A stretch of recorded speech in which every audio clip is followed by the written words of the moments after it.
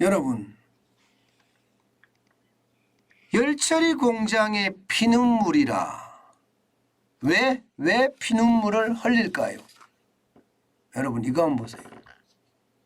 열처리 업체 월 전기료 인상액입니다. 인상액이에요. 인상액. 7천만 원을 더 냅니다. 7천만 원을. 엄청나죠? 7천만 원을 더 내면 여러분, 열처리 업체가 이거 버틸 수 있을까요? 예. 작년 생산 비용의 30%가 전기요금인데 이렇게 7천만 원이 더 늘어나면 생산 비용의 70% 아니죠. 40%가 생산 비용이 될 가능성 굉장히 커집니다.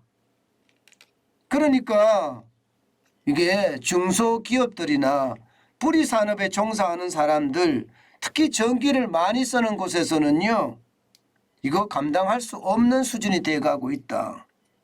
중소제조용만 10%를 올렸는데 감당할 수 있겠느냐, 이런 얘기가 지금 계속 나오고 있습니다.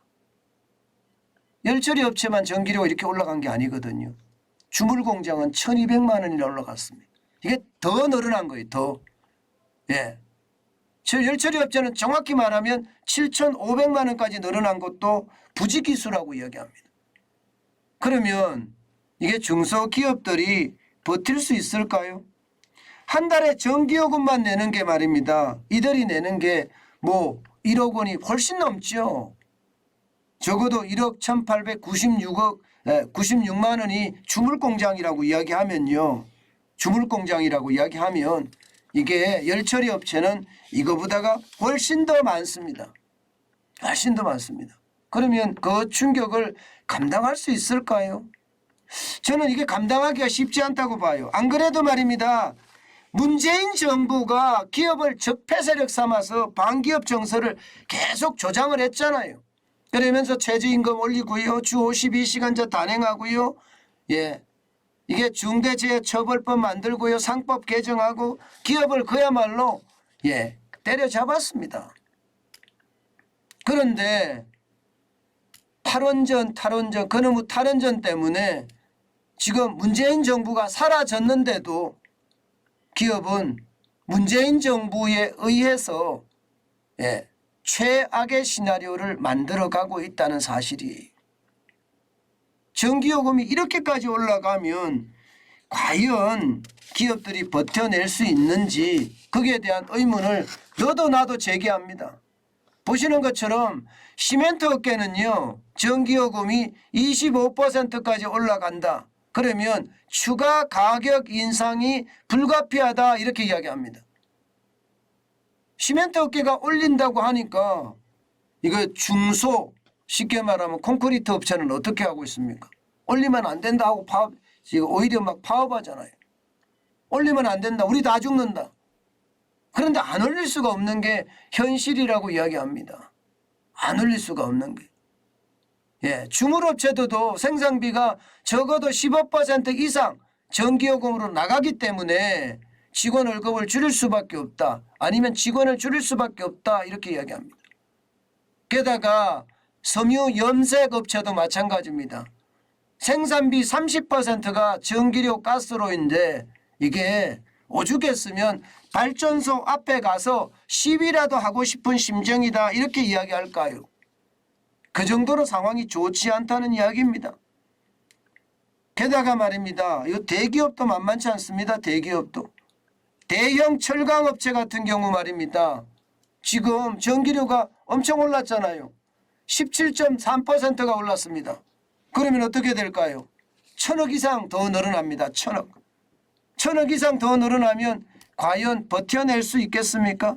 삼성전자만 하더라도 3,000억 원, SK하이닉스도 적어도 1,500억 가량의 추가 비용이 발생한다고 합니다. 그러니 이게 기업들이 버틸 수 없다 이런 이야기 합니다. 문제는 여기서 끝나지 않아요. 지금 주택용은 6.8% 올리고요. 중소제조업용은 10% 올렸지만 내년에는요. 이거보다가 2배가 더 오른다는 이야기가 나오고 있어요. 환전의 적자가 40조가 넘어서잖아요. 올해 만약에 영업이익이 40조가 넘어섰을 때는요. 모름지기 내년에 40% 더 오른다. 이런 말이 정설로 받아들여지고 있습니다. 전기요금이 40%가 더 오르면 지금 올해 중소제조업만 4분기에 10% 올렸는데 전체적으로는 30% 이상 올랐거든요. 내년에 40%가 더 오르면 이게 기업이 기업을 할 수 있을까요? 기업이 기업을 하지 못한다는 게 일반적인 예측입니다. 그럼 어떻게 해야 되나? 어떻게 해야 될까요? 전기요금을 낮출 수 있는 방향을 바르게 추진해야 됩니다. 바르게. 지금처럼 너무 뭉개버리면 진짜 최악이 와요. 원자력 발전소 빨리 돌려야 됩니다. 원자력 발전소 공사 빨리 해야 됩니다. 그만큼 말입니다. 다급해졌어요. 너무 윤석열 정부가 느슨한 거 아닌가 싶어요.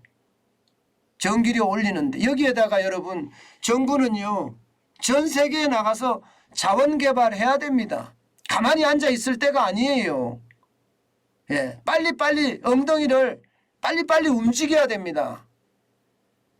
발에 물집이 생기도록 뛰어다녀야 됩니다. 그러지 않고는요. 이게 굉장히 어렵고요. 여기에다가